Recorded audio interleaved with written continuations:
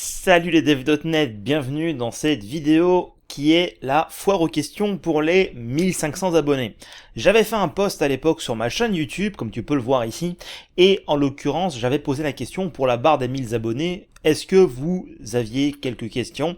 Et au final je me suis rendu compte que là maintenant j'approche des 1500 à date de tournage de cette vidéo, et j'ai eu plus de questions, tout du moins assez, pour pouvoir faire cette vidéo de foire aux questions. Et si d'autres questions s'ajoutent après que cette vidéo là a été publiée, je les rajouterai dans la suivante. Donc préparez-vous, on va passer en revue les différentes questions qui m'ont été posées, je vais y répondre de la façon la plus transparente possible et vous donner le plus d'infos possible. C'est parti.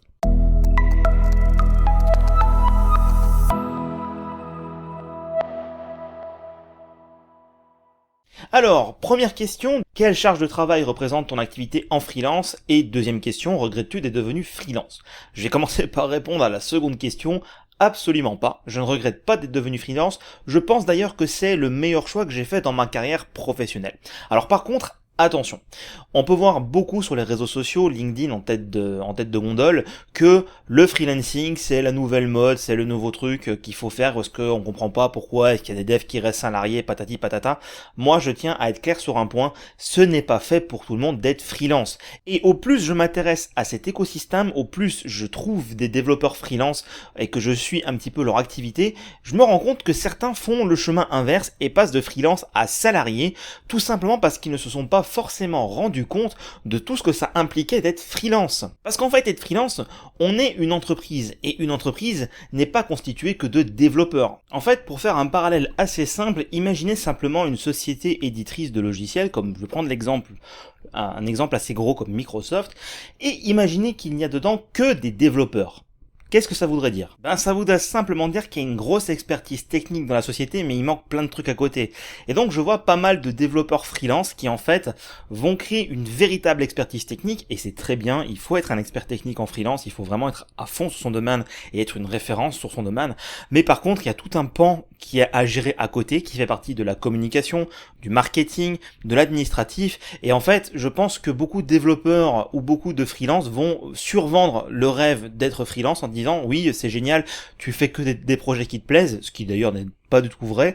Ça, au début ça arrive le temps de faire son trou qu'on fasse des projets qui nous font pas spécialement kiffer. Donc je pense qu'il faut être très vigilant sur ces vendeurs de rêves qu'on trouve sur les réseaux sociaux qui vont dire le freelancing est la seule voie possible. Mais je vais y revenir parce que j'ai une autre question qui parle de ça justement. Quelle charge de travail représente mon activité en freelance? Alors déjà il faut savoir que je suis freelance à plein temps, je n'ai pas de travail, certains sont freelance auto-entrepreneurs et font ça à côté d'un CDI, moi c'est du temps plein. Et en termes d'amplitude de travail, il faut dire que quand on est freelance, on va pas forcément compter ses heures. Donc je pourrais pas donner exactement le nombre d'heures par semaine. En tout cas, ce qui est sûr, c'est que je suis pas aux 35 heures. Par contre, j'ai un vrai confort de vie. Pourquoi? Tout simplement parce que j'ai réussi à me créer une certaine réputation dans le milieu du freelancing sur les techno.net, du fait de mes livres, du fait de ce que je fais sur ma chaîne YouTube, du fait que j'ai des formations en e-learning et tout ça. Et donc, cette espèce d'aura que j'ai développée me permet d'aller négocier des conditions de travail qui sont, à mon sens, beaucoup plus confortables. Par exemple, depuis 2019 où je suis freelance, je n'ai que des missions en télétravail. Non pas parce qu'on ne me propose que ça, mais parce que chaque fois c'est, oui, moi je prends que du télétravail. Alors pourquoi? Tout simplement parce que de base, je suis quelqu'un qui a un profil plutôt solitaire, à l'inverse de quelqu'un qui serait plutôt social et qui a toujours besoin d'être en groupe. Donc moi ça me dérange pas d'être en télétravail pendant très longtemps. Et ensuite, parce que ça donne un véritable confort de vie. Alors oui, je dois bien m'équiper, je dois avoir du bon matos. D'ailleurs, j'ai fait une vidéo sur mon setup. Si ça t'intéresse de savoir quel est mon matériel, hop, je te renvoie vers cette vidéo-là. Et donc forcément, c'est un investissement, mais pour moi, c'est un véritable confort. Je n'ai pas de déplacement. Alors je me déplace quand même des fois pour des formations ou pour des besoins très ponctuels, mais de manière générale, à 99% du temps, je suis chez moi. Donc, pas de transport, j'arrête et je prends des pauses quand je veux. D'ailleurs, la majorité du temps, mes clients ne me fliquent pas parce que je fais du bon travail. Donc, au final, je remplis leurs objectifs, donc je n'ai pas de flicage derrière.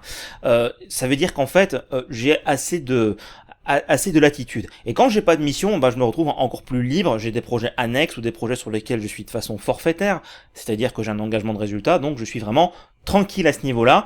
Je vais dire que sur les projets clients, généralement, je fais du 9h midi, 14h, 17h.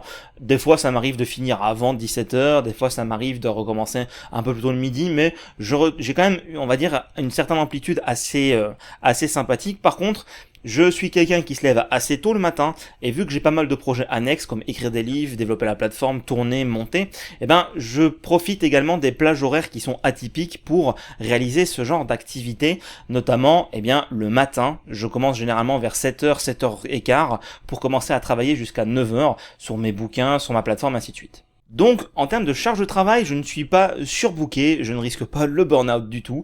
J'ai choisi, moi, cette façon de faire. J'utilise aussi des fois l'heure du midi pour pouvoir faire des choses que je ne peux pas faire le reste du temps, comme tourner des vidéos, par exemple, soit pour la chaîne, soit pour mes cours. Mais en gros, je vais dire que je ne compte pas mes heures plus que ça, et que je n'ai pas l'impression forcément de travailler, parce que je fais ce que j'aime.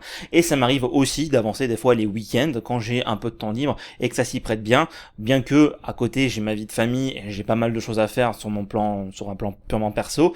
J'essaie de trouver toujours le bon équilibre, mais de façon générale, je pense que j'ai vraiment un très bon équilibre entre vie pro, vie perso, du fait de bosser en full remote à domicile et d'avoir des typologies de projets et des clients qui me font confiance et qui me permettent d'avoir une véritable liberté dans l'organisation de mon temps.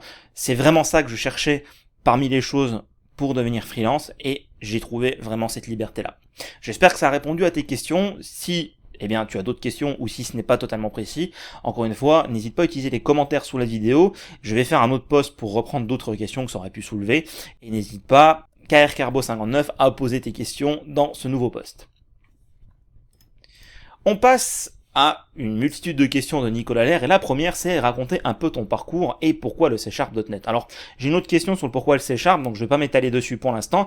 Mon parcours, en fait, c'est assez simple, comme j'ai un parcours, on va dire, assez classique, c'est-à-dire que très très jeune, je me suis vite rendu compte que je voulais faire de l'informatique, et contrairement à beaucoup de personnes dans mes études, que ce soit à partir du collège ou du lycée, qui hésitaient sur leur voie, qui savaient pas trop ce qu'ils voulaient faire, moi j'ai très vite découvert que je voulais faire de l'informatique. Bon, après je n'étais pas très précis sur ce que je voulais faire dans l'informatique, parce que à un moment je voulais faire développeur de jeux vidéo, tout simplement parce que j'aimais bien les jeux vidéo quand étant adolescent, d'ailleurs j'aime toujours, mais néanmoins je pensais que c'était la panacée de bosser dans les jeux vidéo. Je me suis rendu compte que l'envers du décor n'était pas si rose que ça, et que c'était beaucoup moins kiffant de les coder que d'y jouer, donc je me suis un peu calmé. Ensuite, j'ai commencé à apprendre le développement tout au début, quand j'avais 12-13 ans, avec Visual Basic 6, et j'avais à cette époque-là un forum, et je voulais que les gens fassent des choses qui soient bien carrées, donc j'avais codé en VB6 un gestionnaire de présentation, donc il y avait pas mal de champs qu'on remplissait, et ça générait du code PHPBB, pour ceux qui connaissent, qui permettait de formater les forums, les posts des forums, et en fait c'est là que ça a commencé. Donc après Visual Basic 6, quand je suis arrivé en IUT, je me suis intéressé à tout ce qui était HTML, CSS et le PHP à l'époque, c'était PHP 3 je crois, donc j'ai commencé à coder une plateforme de jeu en ligne, parce qu'à cette époque-là c'était pas aussi réglementé, qui me permettait de m'exercer en développement sur mon temps libre et de me faire un peu d'argent, alors vraiment un tout petit peu. Je crois que j'ai dû gagner une dizaine d'euros avec cette plateforme, mais le principal c'est que ça me faisait kiffer de la développer.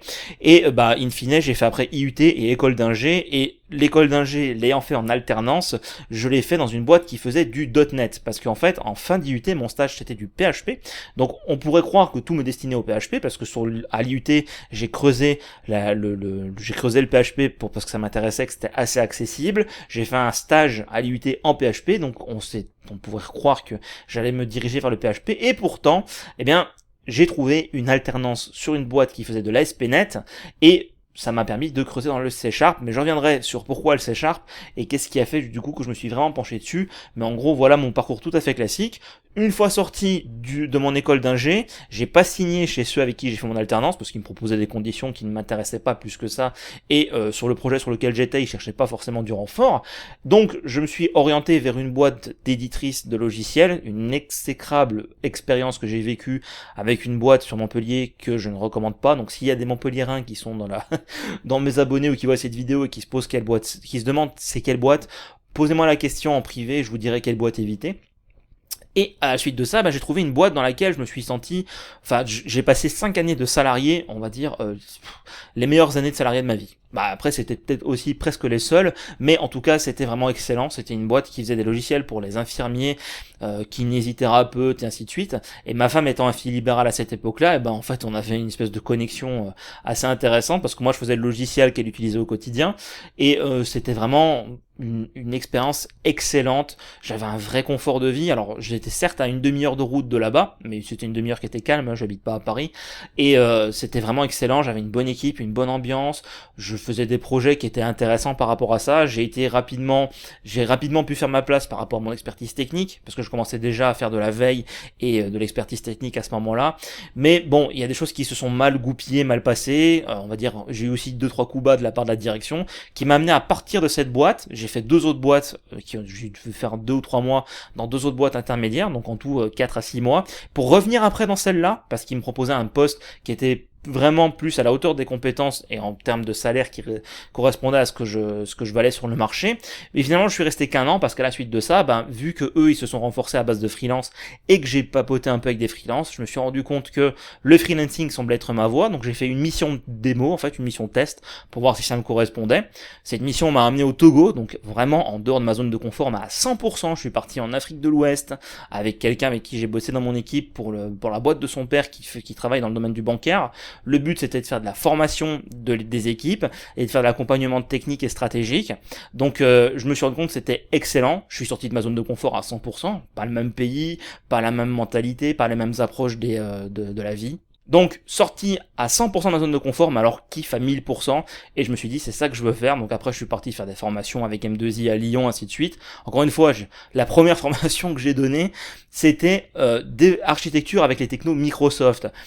Pour ceux qui ont suivi cette formation-là et qui éventuellement verraient cette vidéo-là, il faut savoir que c'était la toute première que je donnais, que je n'avais jamais fait l'exercice de donner une formation sur un sujet aussi pointu, et que ça faisait 2 ans que je me formais en autodidacte sur sur l'architecture de logiciel. Donc, quand on m'a proposé le plan, je l'ai déjà trouvé énorme, j'ai essayé d'y répondre, mais c'était vachement compliqué d'arriver à captiver des gens, et ceux qui vont généralement à ce genre de formation avaient un niveau qui était assez élevé, parce qu'ils cherchaient à être architectes. Donc, j'ai donné le meilleur de moi-même pour essayer de satisfaire justement l'auditoire, et il y a eu quand même une certaine satisfaction, déjà moi, d'avoir réussi cette épreuve-là, et dans ceux qui étaient là et qui ont écouté, certains ont apprécié cette formation-là, quand bien même je trouve que c'est probablement la pire que j'ai jamais donnée par rapport à celle que je donne maintenant, mais bon, ça après, l'expérience joue aussi. Donc voilà, ce qui m'a amené aujourd'hui à faire développeur freelance, auteur et formateur en ligne et en physique aussi, enfin physique façon de parler, mais formateur également d'entreprise. Donc voilà un peu pour mon parcours. C'est assez synthétique, je vais pas passer 20 minutes à raconter ma vie, mais ça permet d'avoir un peu plus d'insight, et je vais revenir sur le pourquoi C# parce que j'ai une question comme ça à la fin. Ensuite, les autres technos et langages qui m'intéressent en dehors de C#. Alors, il faut dire une chose, c'est que quand j'ai commencé à m'intéresser au développement après la partie PHP, je me suis dit, le mieux c'est de connaître le maximum de technos possible. Donc j'ai voulu me former au Java, au C, au C++, au C#, au PHP et au JavaScript. Ça faisait 6 langages, et j'ai donc commencé à aller voir un peu partout ailleurs, puis je finissais par mélanger des concepts, le var de JavaScript n'étant pas le var de C#, ainsi de suite.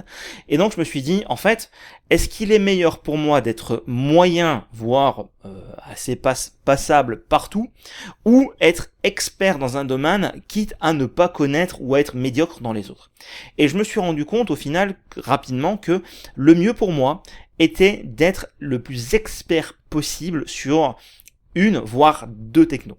Donc j'ai choisi C# et à l'époque j'avais également choisi JavaScript, parce que quand on est dans le monde du web, et je te parle de ça il y a 5, 6, 7 ans, on n'avait pas trop le choix de faire du JavaScript pour faire en sorte que nos applications soient réactives et dynamiques. Donc je me suis intéressé à JavaScript à cette époque-là, bon gré mal gré on va dire, parce que JavaScript a ses forces et ses faiblesses, et quand on travaille majoritairement côté C# et qu'on a développé plus d'expertise côté C#, les faiblesses de JavaScript deviennent très très très vite très ennuyantes. Donc après, bien sûr on rajoute TypeScript dessus, mais TypeScript évolue extrêmement vite, et en plus de ça, TypeScript a une espèce de syntaxe à laquelle j'ai jamais réussi à adhérer avec certaines notations qui m'ont toujours fait perdre de pied, surtout que sur certains trucs ils essaient de copier C# et c'est pas forcément pareil, donc voilà. Et en gros, rapidement, quand Blazor est sorti, je me suis jeté dessus comme quelqu'un d'affamé se jetterait sur de la nourriture. Et le truc, c'est que j'ai testé la 0.1 preview de Blazor, l'expérimentale, quand elle est sortie dès le début, et ça m'a fait de suite kiffer. Donc j'ai vraiment espéré que Blazor devienne quelque chose de stable et ne soit plus expérimental, ce qui est arrivé. Et j'ai de suite décidé de m'engouffrer dans la brèche Blazor pour en faire une véritable expertise. Donc voilà un petit peu ce qui m'a mené à faire une expertise sur le C#. Par contre, il y a d'autres technos qui m'intéressent par rapport à d'autres points de vue. Alors aujourd'hui, on peut tout faire avec C# théoriquement. C'est-à-dire qu'avec C#, on peut faire du jeu vidéo, du web, du desktop, du mobile, de l'intelligence artificielle, de l'IoT. Bref, normalement, on peut tout faire avec C#, mais il y a certains trucs sur lesquels ils sont un peu en dessous, je trouve, comme par exemple le machine learning et l'IA. On peut le faire avec ML.NET, mais par exemple, si je prends le Python, théoriquement, c'est mieux pour le faire. Donc en fait, si je dois répondre très synthétiquement à cette question-là, les autres technos qui m'intéressent en plus du C#, ça va être le JS. Ça m'intéresse, on va dire, de façon forcée parce que je suis obligé de le rajouter dans mes applis web pour avoir une gestion native. Aujourd'hui, je peux le faire avec Blazor, mais à certains moments, je préfère revenir en JS pour avoir le maximum de perf et éviter d'avoir un lien WebSocket avec le serveur ou de devoir descendre le runtime WebAssembly. Et le Python m'intéresse également de par sa simplicité et sa capacité de faire des choses que je ne connais pas forcément sur tout ce qui est intelligence artificielle. Après, j'ai volontairement limité le périmètre à ces technos-là et je pense que quand l'informatique quantique va arriver, avec le Q# ou avec d'autres langages qui se baseraient sur l'informatique quantique, je vais peut-être essayer de m'y intéresser, mais j'ai peur d'à ce moment-là d'être un vieux con et de pas y arriver. Mais en tout cas, voilà aujourd'hui ce qui m'intéresse. C#, c'est mon cœur d'expertise, et JS et Python sont les deux autres technos et langages qui m'intéressent. Alors, comment est-ce que je souhaite faire évoluer mon activité? En fait, c'est assez simple. Aujourd'hui, je fais tellement de choses que j'apprécie et j'aime tout ce que je fais. Par contre, il y a une chose qui est assez significative, c'est que sur mon chiffre d'affaires actuel de freelance, j'ai, on va dire, 90% de mon chiffre d'affaires qui vient de services aux entreprises, donc de développement pour les entreprises. Et c'est très bien parce que je veux garder la pratique. En fait, je ne me vois pas devenir simplement formateur et enseigner des choses que je ne pratique plus. Donc, comment est-ce que je souhaiterais idéalement faire évoluer mon activité? Eh bien, j'aimerais que la moitié, voire peut-être un peu moins de mon temps soit dédié à développer pour des entreprises. Ça me permettrait de cibler spécifiquement les projets qui me font vraiment kiffer avec une vraie valeur ajoutée là où je suis vraiment en termes d'expertise. Et j'aimerais également que la partie formation et e-learning devienne beaucoup plus importante, notamment sur mon activité en ligne. Parce que les formations où est-ce que je suis bloqué en tant que formation, est-ce que je fais de la formation Teams ou dans les locaux de certains organismes de formation ou de certaines entreprises, ça rejoint un peu la partie service. Ce que j'aimerais bien faire, c'est avoir une espèce de côté passive, d'enregistrer mes cours et de générer une espèce de revenu passif qui me permettrait, on va dire, de sécuriser mon activité pour après me permettre d'aller vraiment sélectionner que ce qui me fait kiffer. Aujourd'hui, c'est pas du tout le cas. J'ai pas assez d'audience en ligne. J'ai que 1500 abonnés sur YouTube, j'ai arrondi. J'ai une dizaine d'abonnés sur ma plateforme. Alors c'est déjà très bien, je ne dis pas. J'ai une dizaine d'abonnés sur ma plateforme. J'ai environ une bonne trentaine de commandes qui ont été faites sur ma plateforme depuis sa création. Ça prend un peu plus d'ampleur aujourd'hui parce que je commence à avoir un peu plus de visibilité. Et d'ailleurs, c'est bien pour ça que j'écris les bouquins, c'est pour faire de la visibilité et me faire une grosse carte de visite pour attirer les gens sur ce type de contenu. Donc mon activité idéale, ce serait 50% ou 40% de développement pour les entreprises ou développement même pour mes projets personnels et le reste de e-learning et d'activités en ligne, de vidéos YouTube, formation e-learning, ainsi de suite. Ensuite, mon avis sur Microsoft, ouverture à l'open source, relation avec les devs, ainsi de suite. Alors ça, c'est une question assez compliquée, on va dire, à répondre. À titre personnel, j'ai toujours eu un avis très favorable sur Microsoft du fait d'avoir utilisé leurs outils et d'aimer cet écosystème-là. Le fait qu'il soit ouvert à l'open source, pour moi, a été vraiment un excellent argument pour arriver à vendre mieux ces technos-là dans la boîte dans laquelle j'étais en tant que salarié. Donc ça, c'était une bonne chose. Après, je pense que Microsoft n'est clairement pas, c'est sûr, n'est pas une œuvre de charité. Donc l'ouverture à l'open source, ils y sont largement gagnants parce qu'aujourd'hui, si on regarde en fait les projets qui sont ouverts à l'open source, .NET Core, ainsi de suite, on voit que, je pense de mémoire, la dernière stat que j'avais vue, c'est 50% des commits et de tout ce qui est fait par la communauté. Donc en gros, Microsoft se base sur la passion des personnes qui sont dans leur techno, dans leur écosystème, dans leur communauté, pour faire grossir leurs produits à coût nul parce que c'est la communauté qui le fait bénévolement. Donc au final, l'ouverture à l'open source, c'est plus pour moi une manœuvre, on va dire une tactique marketing, une tactique d'optimisation budgétaire, plus que vraiment on est fan de l'open source. Pareil avec tout ce qu'ils ont fait avec Linux et tout ça, c'est vraiment dans le but d'aller chercher des nouveaux contrats, des nouveaux clients. C'est ça, en aucun cas en mode oui on est gentil, on aime l'open source, on va faire de l'open source. Parce que si c'était le cas, ils auraient open sourcé beaucoup plus de choses chez eux, notamment par exemple les gros piliers de Microsoft qui aujourd'hui sont Windows et Office qui ne sont pas du tout open source. Et ils savent très bien que s'ils open source Windows, ça va être forqué et on aura des Windows libres et gratuits et ils perdraient du coup la majorité de leurs revenus, même si Azure aujourd'hui prend une grosse part, mais ils perdraient une grosse partie de leurs revenus en ouvrant Windows par exemple à l'open source. Alors est-ce que ça va arriver ou pas, je ne sais pas, personnellement je pense vraiment pas, mais en tout cas l'ouverture à l'open source, pour moi ça reste vraiment une tactique qui est vraiment pas dans le but de dire on va faire en sorte que l'open source soit et une meilleure on va dire une meilleure vision, ou soit ça, c'est vraiment dans le but de dire on va faire grandir certains de nos produits de façon purement gratuite. Et les relations avec les devs, on avait Steve Ballmer avec son fameux developers, qui disait qu'il voulait les mettre en avance de phase. C'est vrai que on a maintenant vraiment une stratégie Microsoft qui veut faire vraiment se rapprocher de la communauté de développeurs. Alors par contre, ça se ressent pas beaucoup en francophonie, il faut aller outre-Atlantique pour voir ça.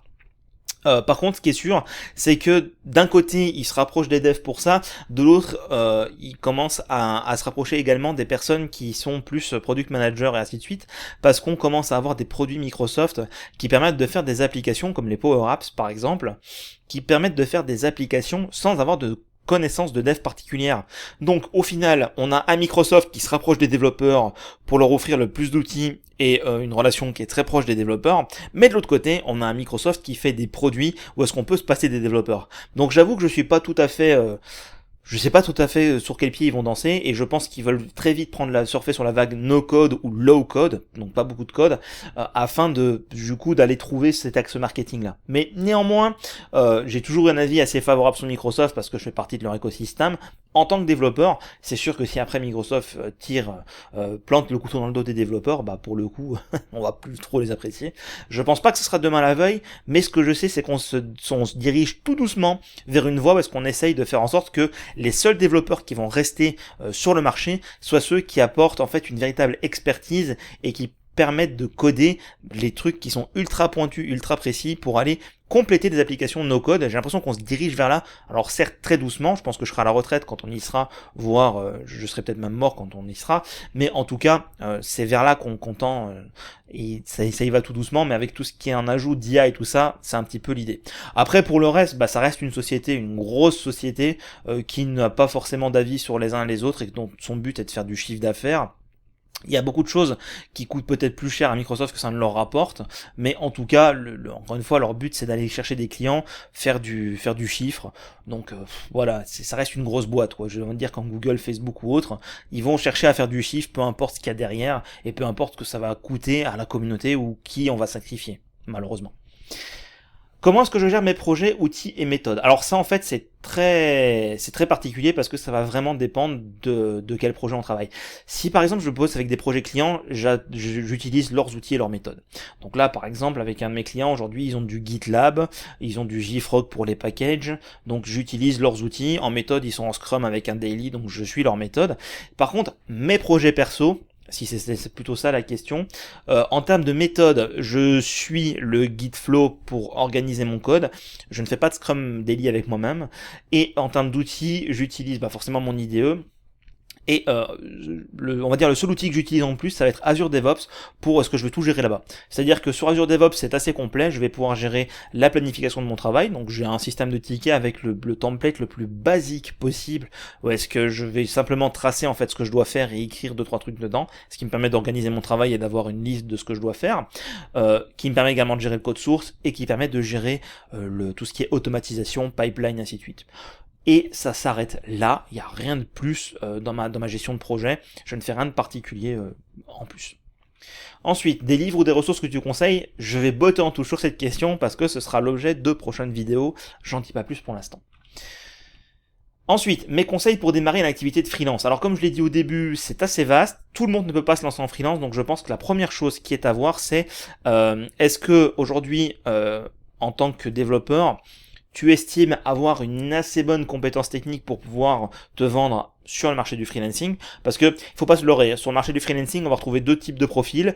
On a 95% des devs qui vont rejoindre une équipe de développeurs existants pour rajouter une ressource de plus dans l'équipe et coder un peu plus vite, et on a 5%, allez, peut-être 10, mais entre 10 et 5% de freelance qui sont vraiment des experts que les entreprises vont aller vraiment chercher parce qu'ils ont une difficulté ou qu'ils sont face à un truc qu'ils ne peuvent pas résoudre tout seuls. Et en fait, moi ce que je conseille, c'est de se lancer si on fait partie de ces 10 à 5% là, parce que c'est là qu'on va kiffer le plus son activité. Si c'est devenir freelance pour bosser dans une boîte et renforcer une équipe et rester 2, 3, 4, 5 ans dans la même équipe, parce que j'en connais des freelances qui bougent pas comme ça, bah pour moi c'est pas très utile parce que tu vas te rajouter une charge administrative inutile que tu aurais pu t'éviter si tu avais signé un CDI chez eux. Alors peut-être que tu gagneras un peu plus et encore ça reste à prouver, mais dans tous les cas c'est pas forcément ce qui me ferait kiffer.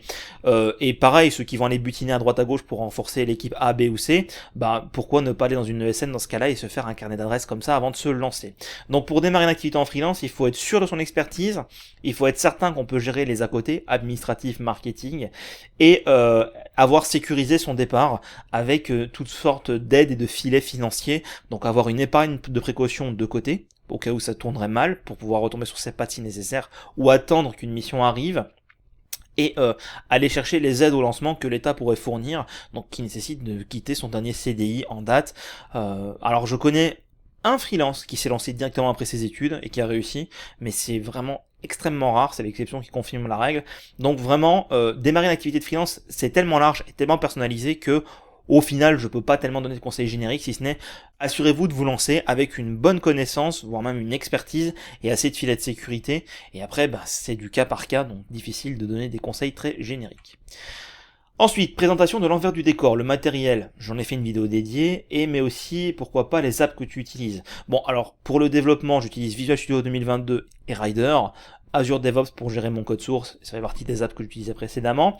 Pour le tournage et le montage, j'utilise aujourd'hui Camtasia, je suis en train quand même de regarder du côté de Adobe Premiere Pro, et j'utilise Hyper-V pour virtualiser mes environnements clients. Après, pour le reste, j'utilise forcément Docker au quotidien, j'ai écrit un bouquin dessus, donc ce serait un peu nul de pas le faire, et la suite Office qui me sert à faire toute mon organisation administrative avec Outlook et ainsi de suite, quoi. Donc rien de grandiloquent, il n'y a pas grand chose de plus que ça à dire là-dessus. On passe à la question de UZB. Je me suis toujours demandé comment devenait-on MVP pour Microsoft. Est-ce que ce sont eux qui te remarquent et te sélectionnent? Ou s'agit-il d'une démarche personnelle? Quelles sont les contraintes, les étapes, les avantages? Alors, être MVP pour Microsoft, c'est une démarche qui est personnelle dans le sens où tu es obligé d'être coopté par un autre MVP.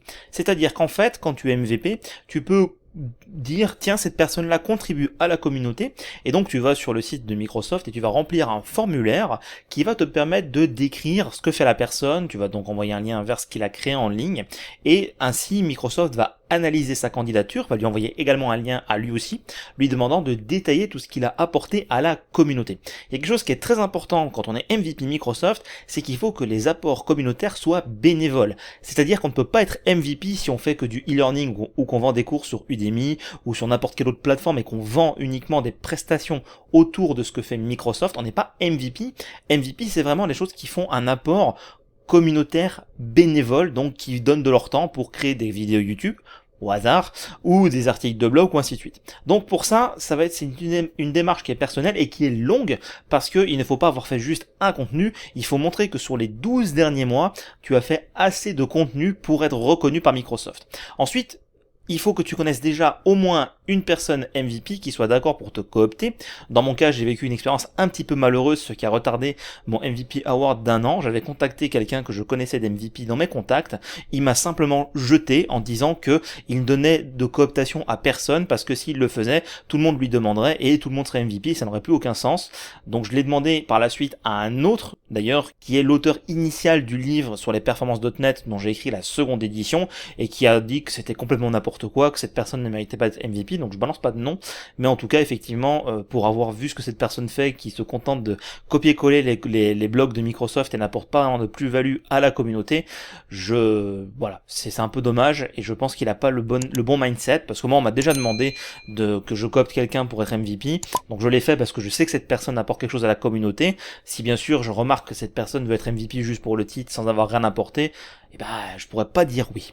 Alors les contraintes, comme je viens de le dire, il faut que tu aies produit pendant 1 an du contenu bénévolement, donc c'est une sacrée contrainte parce qu'il faut te mettre une certaine rigueur à la production de contenu. Les étapes sont très simples, tu contactes un MVP, tu lui demandes, il t'envoie le formulaire, tu remplis le formulaire, Microsoft analyse ta candidature, si c'est oui, tu as directement accès, si c'est non, t'es refusé, et il faut redemander par le biais d'un MVP dès que tu as produit un peu plus de contenu. Alors les avantages par contre sont assez exceptionnels. Bon, déjà on a le super trophée en vert et le diplôme. J'ai fait d'ailleurs l'unboxing de mon MVP Award, j'en ai fait une vidéo sur la chaîne très rapide, si ça t'intéresse de voir ce qu'on a comme on va dire comme cadeau physique, je te renvoie vers cette vidéo. Par contre, on a énormément d'avantages sur tout ce qui est technologie Microsoft et partenaire Microsoft. En l'occurrence, moi j'ai demandé d'avoir du crédit Azure, j'ai récupéré 1000$ de crédit Azure par mois de MVP, ça fait 11 000$. Alors ils sont purement virtuels, je ne peux pas les utiliser pour de la prod ni rien, c'est vraiment pour produire du contenu dans le but de continuer pour la partie MVP pour avoir accès au service Azure.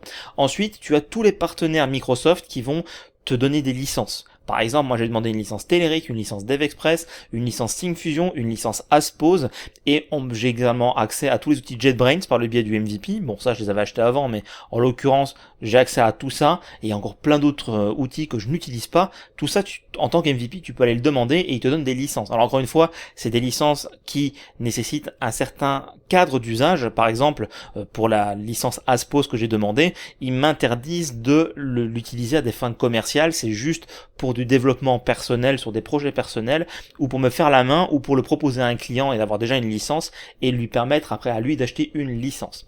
Ensuite, on a accès à un abonnement MSDN Enterprise, c'est-à-dire qu'on a l'équivalent d'un MSDN Enterprise avec Visual Studio, avec du crédit Azure, des licences Windows, des licences Office, des licences SQL Server. J'ai Office 365 gratuit pendant 1 an avec mon MVP. Pareil, je l'avais acheté juste avant, donc c'est un peu couillon. Mais bon, dans tous les cas, on a en fait énormément d'avantages sur la partie software qui est liée au développement, enfin tout du moins à ton cœur d'expertise. Parce que moi je suis MVP Developer Technologies, donc sur le techno dev. Si tu étais MVP sur une autre partie de Microsoft, on n'aurait pas forcément les mêmes avantages. Donc on a pas mal d'avantages qui sont liés à ce pourquoi tu es reconnu MVP, qui est quand même un travail de longue haleine et qui nécessite surtout de l'endurance sur du long terme pour garder le titre au fur et à mesure des années, parce que c'est pas une fois qu'on l'a qu'on dit ok c'est bon, je me repose sous mes lauriers, je suis MVP. On peut perdre son titre MVP si Microsoft estime qu'on n'a pas assez fait de contributions communautaires sur les 12 derniers mois. Dans ce cas-là, on sort du programme et on perd les avantages associés, sachant que les licences qu'on nous donne sont généralement valides pour 1 an, donc il faut refaire la demande chaque année.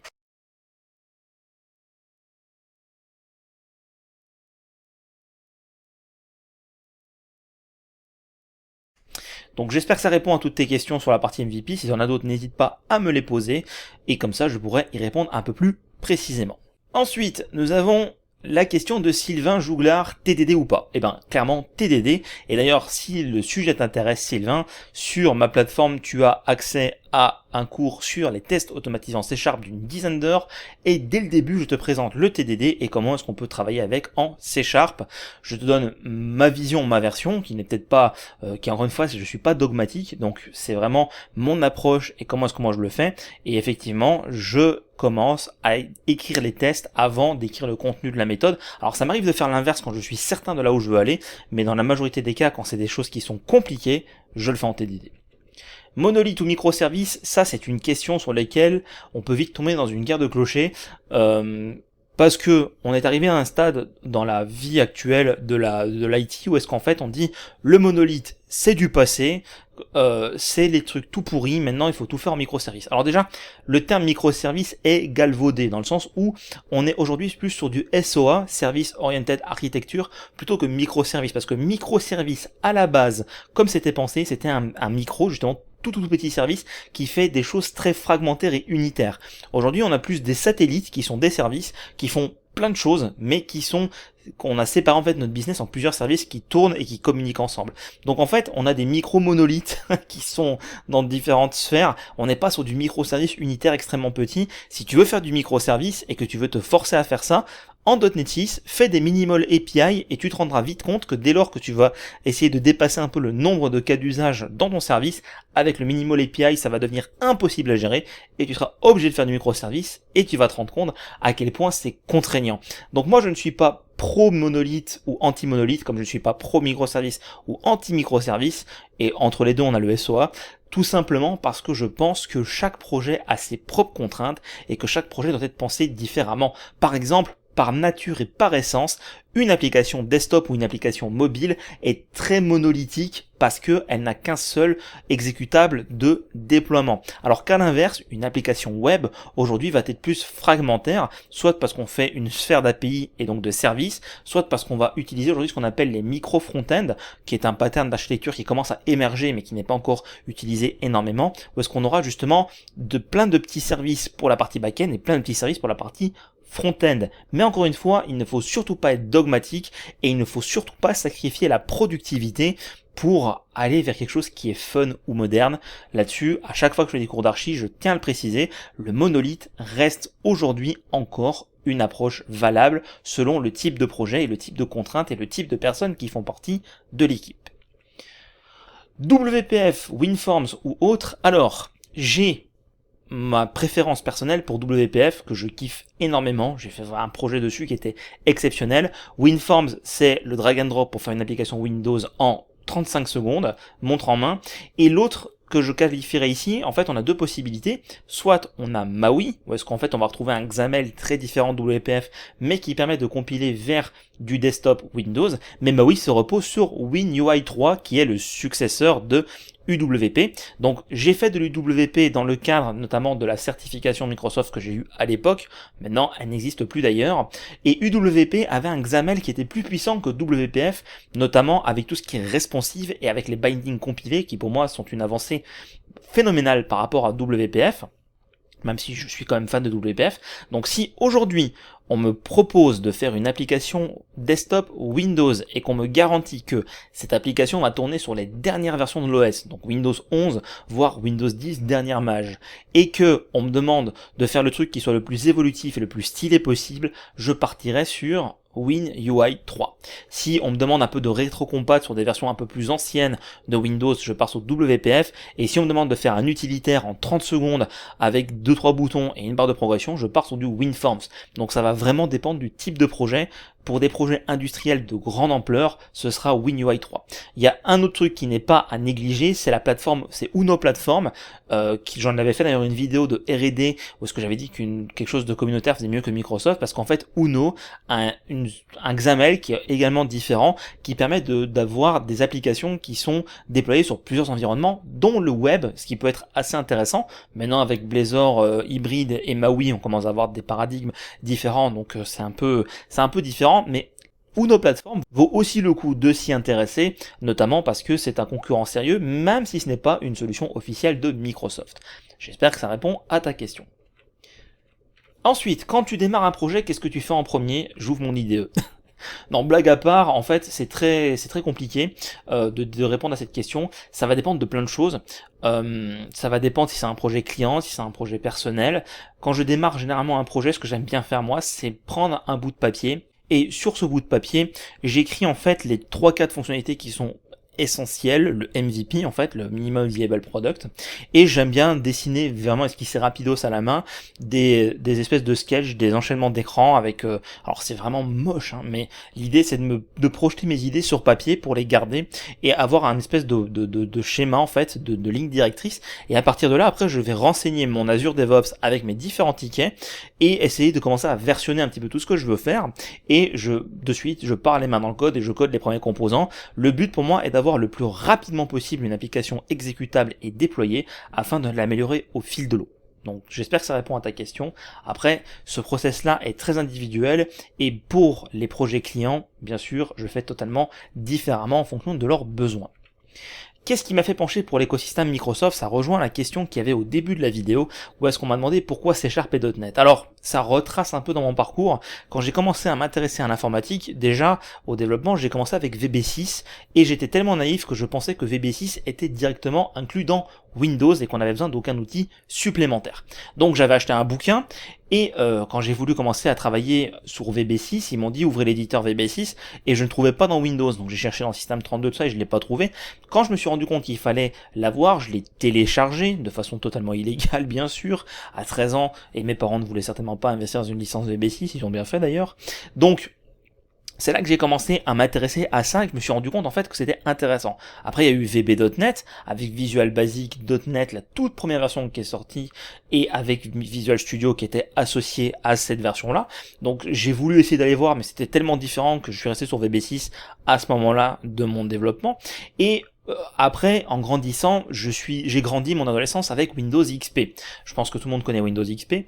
Et en fait, il y a eu un moment dans la communauté où est-ce que j'étais assez versé du coup dans des espèces de dark web entre guillemets, où est-ce que on prenait des images de Windows XP, on enlevait des composants, on en rajoutait d'autres, et on avait des XP qui étaient hybrides et qui étaient modifiés de base.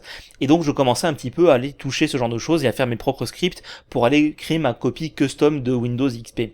Et c'est là en fait qu'à chaque fois j'ai vu tout le temps arriver le .NET Framework, .NET machin, et tout le temps ça tournait autour de .NET, et ça en fait ça a un peu attiré ma curiosité, et dès le début en fait je me suis dit ça va être un truc qui est vachement bien, ça fait partie de Windows XP, ça faisait partie de la hype pour moi. Et quand je suis rentré à l'IUT, on nous a appris du C, du C++ et du Java, et il y a un prof qui a dit il faut aussi leur apprendre le C#, et donc on avait du .NET et du C# au programme en deuxième année. Et là j'étais vachement motivé parce que je me rappelais tout ce que j'avais vécu avec .NET qui faisait partie d'XP que j'essayais de virer, qui marchait moins bien et tout ça, et donc je me suis dit c'est cool, je vais enfin découvrir l'envers du décor, et je suis parti avec une grosse motivation, et cette grosse motivation m'a permis de découvrir le langage, et je l'ai trouvé vachement plus clean que Java, et j'ai trouvé Visual Studio autrement plus sympa qu'Eclipse, et donc en fait c'est à partir de là que j'ai commencé vraiment à kiffer la plateforme. Bien sûr je n'ai pas pu le concrétiser de suite parce que je suis parti sur PHP, et quand je suis parti sur PHP j'ai voulu faire fonctionner PHP avec Visual Studio tellement VS était cool, mais on n'avait pas ça, donc avec PHP j'étais paumé, il fallait faire des échos pour faire sortir les messagers, c'était catastrophique, et heureusement en école d'ingé, en alternance, comme je l'ai dit tout à l'heure, j'ai pu trouver une boîte qui faisait du .NET, et ça a clairement conforté mon attirance pour la partie Microsoft. Et qu'est-ce qui m'a en fait fait le déclic de il faut que je devienne un expert sur la techno? C'est que en toute dernière école d'ingé, je crois que c'était même le dernier jour où j'étais là-bas, il y a un première année de la même école que moi qui était là et qui m'a posé une question technique sur un bout de code, et je voulais pas passer pour un idiot, je voulais quand même montrer que j'étais en troisième année, patati patata, donc j'ai sorti une grosse connerie.